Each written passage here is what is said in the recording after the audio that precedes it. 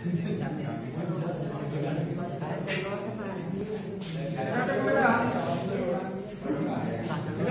की तरफ सब लोग सबसे पहले आज का टॉपिक रहेगा unit 4 chemical bonding and molecular structure में sp3 डिहाइड्रेशन। अभी तक हमने सबसे पहले sp डिहाइड्रेशन कंप्लीट कर लिया है, उसके बाद sp2 sp3 ये 3 हाइड्रेशन कंप्लीट हो चुके हैं। अब आपको पढ़ना है sp3 डिहाइड्रेशन। तो सबसे पहले sp3 डिहाइड्रेशन कहते किसे हैं, तो यहीं से डेफिनेशन इसकी निकाल के देखें। 1s 3p और 1d। 1s s की 1 ऑर्बिटल, p की 3 ऑर्बिटल और d की 1 ऑर्बिटल। तो सबसे मेन चीज है कि sp3 डिहाइड्रेशन में s में तो केवल 1 ही ऑर्बिटल होती है और उसकी शेप स्फेरिकल है, सब लोगों को पता है। p में 3 ऑर्बिटल है, px py और pz, इसकी डंबल शेप होती है। अब इस हाइब्रिडेशन में d में टोटल 5 ऑर्बिटल है, dxy पहला, दूसरा dxy dyz second orbital, third dzx third orbital, fourth d x square minus y square और 5 dz स्क्वायर। क्लियर? तो इस हाइब्रिडेशन में इन 5 d ऑर्बिटल में से कौन सी d ऑर्बिटल पार्टिसिपेट करती है, वो चीज चेक करनी है। मेन इंपोर्टेंट दिस टॉपिक इस हाइब्रिडेशन में तो पूछ सकता है कि sp3 डिहाइड्रेशन में d की कौन सी ऑर्बिटल पार्टिसिपेट कर रही है। तो d में dz स्क्वायर ऑर्बिटल पार्टिसिपेट करेगी, ये दिमाग के अंदर नोट कर लो। अब dz स्क्वायर की शेप कैसे बनती है चेक करो, एटॉमिक स्ट्रक्चर बताया था। ये लूप्स dz एक्सिस पर इस प्रकार से dz स्क्वायर की शेप बनती है। बस ये चीज आनी चाहिए कि कौन सी d ऑर्बिटल पार्टिसिपेट कर रही है sp3d में, वो dz स्क्वायर। क्लियर? तो चलो अपने टॉपिक पर डेफिनेशन कैसे है। When 1s 3p 1d atomic orbital are combined and energy redistribution, energy का क्या हो, इंटरचेंज, एनर्जी redistribution, then 5 क्योंकि 1 3 4 और 1 5 न्यू ऑर्बिट आर फॉर्म, जो कैसी होंगी, सेम एनर्जी, सेम शेप और same size. It is called sp3 d hybridisation. Clear? 1s 3p 1d 1s 3p 1d atomic orbital are combined and energy redistribution, then 5 new orbit are form. जो 5 new orbit form होंगी वही है hybrid orbital.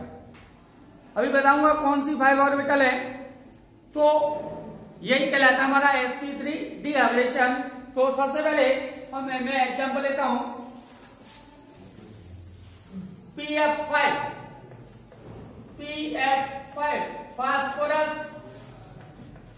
Phosphorus पेंटा fluoride, PCl5 phosphorus हो गया, P 5 लगे हुए हैं पेंटा और F फ्लोराइड। तो इसका CMA कौन होगा, phosphorus atomic number 50, write down EC 1s2 2s2 2p6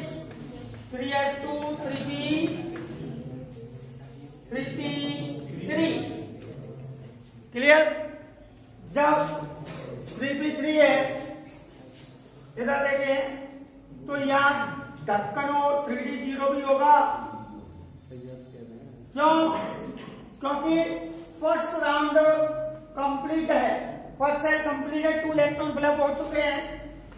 second 2 और 6 8 सेकंड भी कंप्लीट है, इनकम्प्लीट है। तो थर्ड राउंड मतलब ये न्यूक्लियस KLM क्लियर।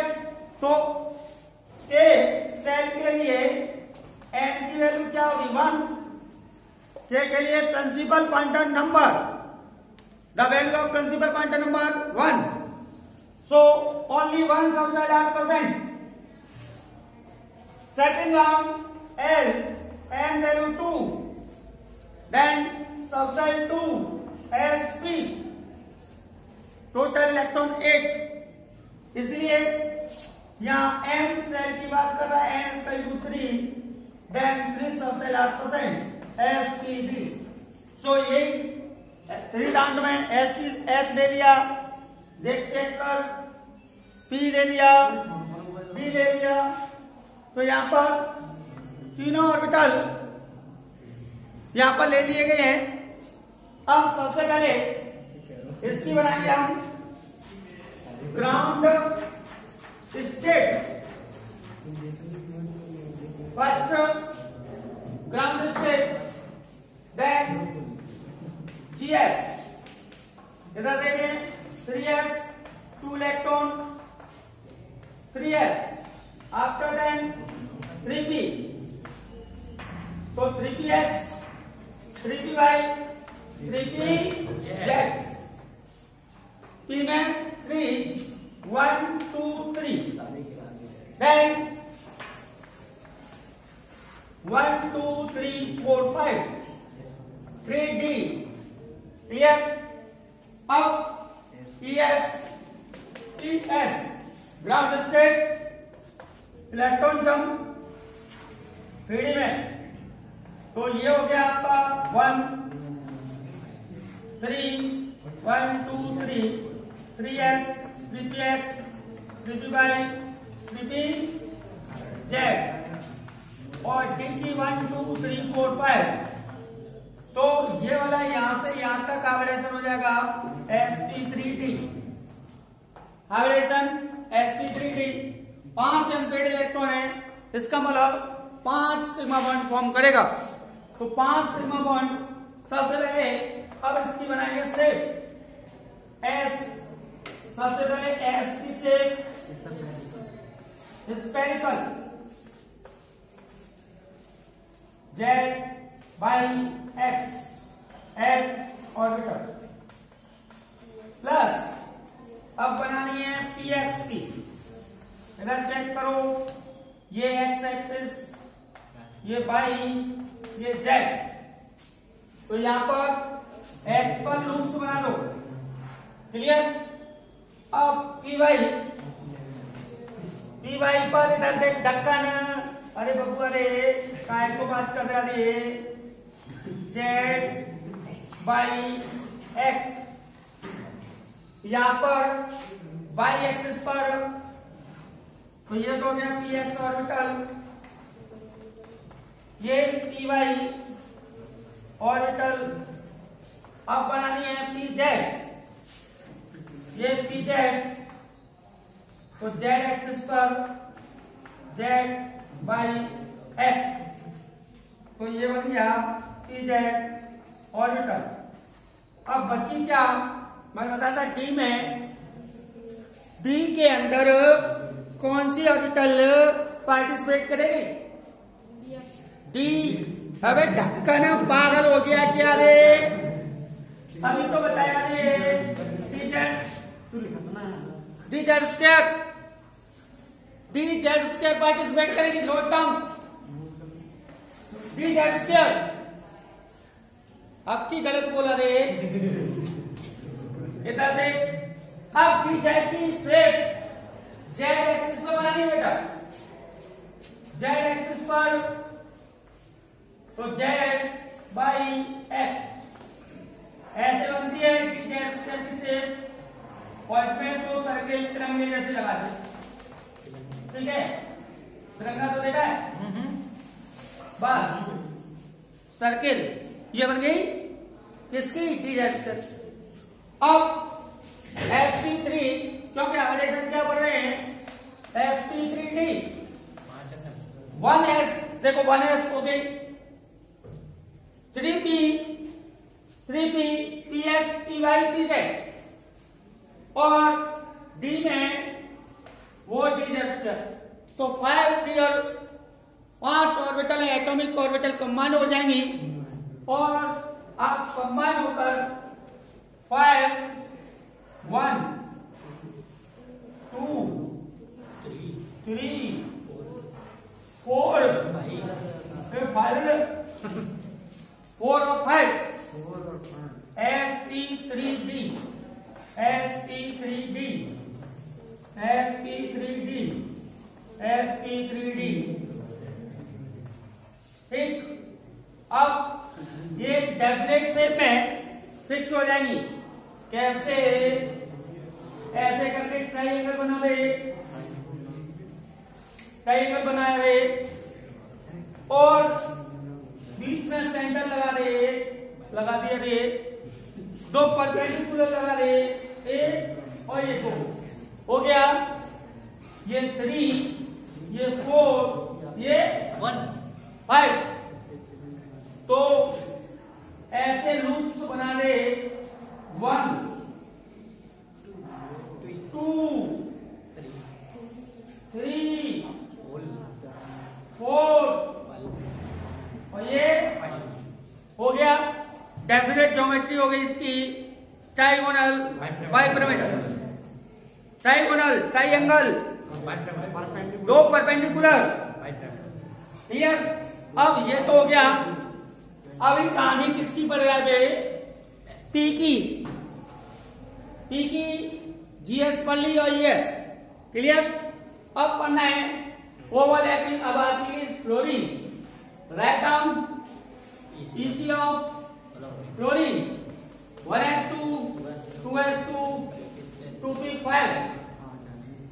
तो P में total orbital 3 px py pz, तो 1 2 3 4 5 px py pz, unpaired electron pz में, तो pz ऑर्बिटल ओवरलैपिंग करेगी यहां पर, कौन सी ऑर्बिटल ओवरलैपिंग करेगी pz, क्लियर। तो यहां पर पहले इसको नोट डाउन करो, फास्ट स्पीड के साथ, उसका नहीं हो रहा है, फटाफट नोट डाउन।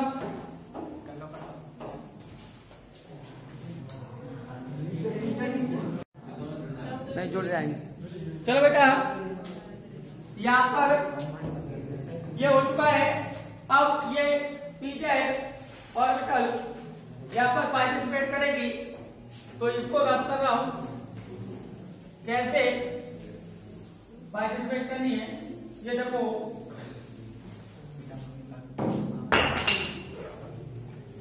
देखो बेटा, सबसे पहले ये वाली स्टेप लेके आओ फटाफट, 1 2 3 4 5 1 2 3 4 5 प्लस आपको लेनी है pz, ओवरलैपिंग करेगी, तो आप pz ऑर्बिटल बना लें ऐसे करके z/x। तो कितनी ऑर्बिटल चाहिए हमें, 5। एक फ्लोरीन की 1, तो 5 फ्लोरीन के लिए 5। तो इस प्रकार से यहां पर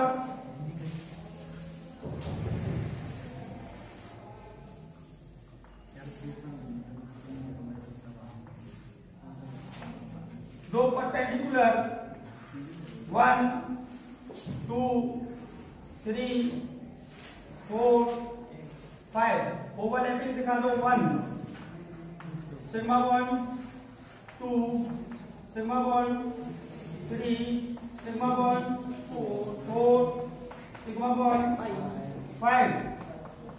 तो यहां पर इस प्रकार से इसकी शेप आ जाएगी 1 2 3 4 5, P centre atom, F F F F F. तो इसकी ज्योमेट्री होगी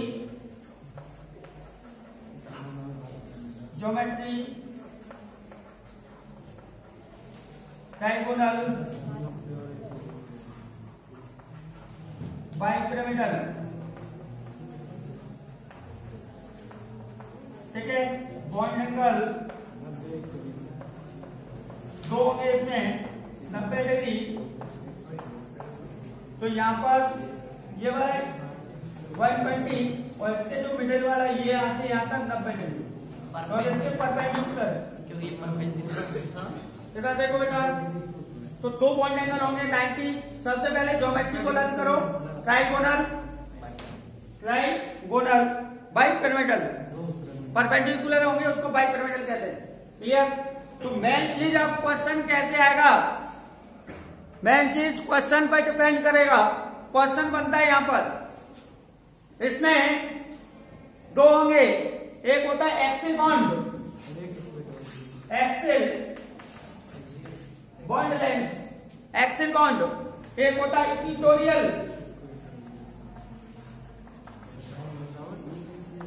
इक्विटोरियल।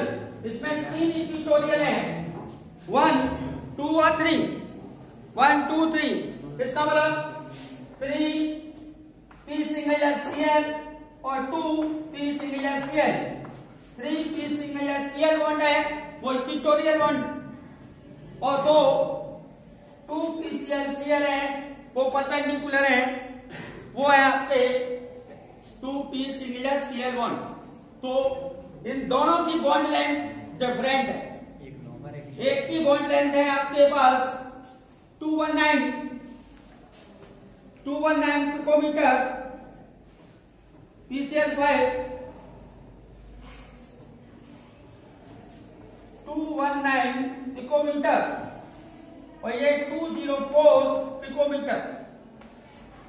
अब यहां क्वेश्चन कैसे बनेगा भाई कि PCl5 में 5 P सिंगल Cl बॉन्ड हैं, उनके दोनों की बॉन्ड लेंथ डिफरेंट है। ऐसा क्यों? ऐसा क्यों? तो रीजन सब लोगों को पता है, क्योंकि यहां पर जो बॉन्ड पेयर इसका बॉन्ड पेयर रिपल्सन फोर्स का मान मोर हो जाता है। अरे बात सुनिए, greater the repulsion force 2P equatorial और किसके मिडिल में, एक्सिल के बीच में, बॉन्ड पेयर में रिपल्सन, ग्रेटर रिपल्सन फोर्स। तो यहां पर बॉन्ड लेंथ एक्सिल बॉन्ड की दिखाई दे रही है 219 पिकोमीटर और इक्विटोरियल की 204 पिकोमीटर। तो greater repulsion between equatorial and axial P single Cl bond pair आया समझने? आ गया? नहीं आया? जो कह रहे सर जी नहीं आया, तो इसके लिए क्या करे, शक्तिमान बन जा, बिल्डिंग से ऊपर कूद जा। अबे यार कितने प्यार से समझाया, तब भी तू कह रहा नहीं आया। तो एक बार जरूर देख ले इसको, इधर देख। P, ये बात समझ में आ रही है कि 3 ट्राइगोनल है, ट्राइंगल है, उसमें ये कहलाते हैं इक्विटोरियल बॉन्ड। आ रहा है समझ में? और ये दो जो परपेंडिकुलर हैं, बाइपिरामिडल हैं, वो कहलाते हैं एक्सिल बॉन्ड। क्लियर? तो वो कह रहा है कि जो P के अंदर 5 P single Cl bond form हो रहे हैं।